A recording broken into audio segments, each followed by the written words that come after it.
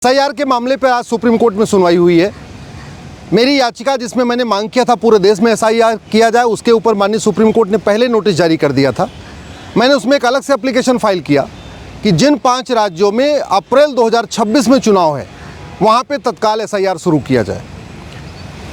तमिलनाडु, केरल, पुडुचेरी, असम और बंगाल, इन 5 राज्यों में अप्रैल 2026 में चुनाव होना है और मात्र 6 महीने बचा हुआ है। इसलिए मैंने माननीय सुप्रीम कोर्ट से मांग किया कि तत्काल वहाँ एसआईआर शुरू करने की ज़रूरत है।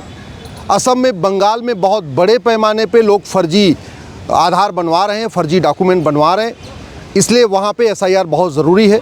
फ्री एंड फेयर इलेक्शन तभी हो सकता है जब एक एक व्यक्ति का बाकायदा वहाँ पे जाके जांच किया जाए और जो लोग विदेशी हैं उनका नाम इसमें हटाया जाए। माननीय सुप्रीम कोर्ट ने इलेक्शन कमीशन को नोटिस जारी किया है। अगले सप्ताह 15 तारीख को इस पर फिर सुनवाई होगी।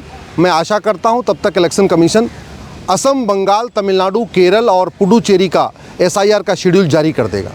आज एक महत्वपूर्ण और कार्य हुआ है माननीय सुप्रीम कोर्ट में, जहां पे माननीय सुप्रीम कोर्ट ने कहा है कि आधार सिटीजनशिप का प्रूफ नहीं है और जो सिटीजन होता है वही वोट दे सकता है।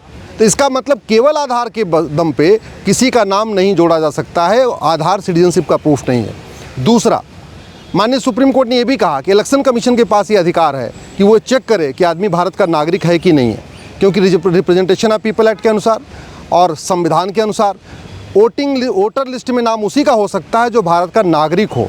इसलिए इलेक्शन कमीशन के पास ये अधिकार है ये देखने का कि वो व्यक्ति भारत का नागरिक है या नहीं है। ये 2 महत्वपूर्ण आज जो है काम हुए जो इलेक्शन कमीशन माननीय सुप्रीम कोर्ट ने ऑब्जर्व किया है। मैं आशा करता हूँ 5 राज्यों का जिन 5 राज्यों में चुनाव है वहाँ 1 सप्ताह के अंदर एसआईआर का नोटिफिकेशन आ जाएगा और बाकी पूरे देश का भी शेड्यूल जारी हो जाएगा। मेरी एक अलग याचिका चल रही है जिसमें मैंने कहा है कि 5 करोड़ के आसपास भारत में घुसपैठिए रह रहे हैं।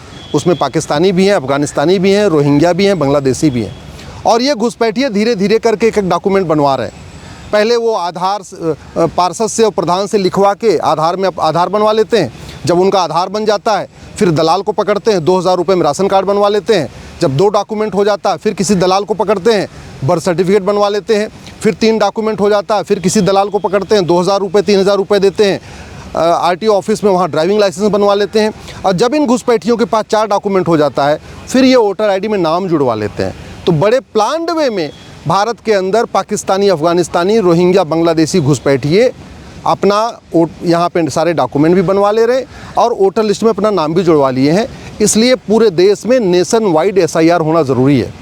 बिहार में तो 65 लाख फर्जी वोटर पाए गए, असम में आंकड़ा और भी ज़्यादा होगा, बंगाल में आंकड़ा और भी ज़्यादा होगा।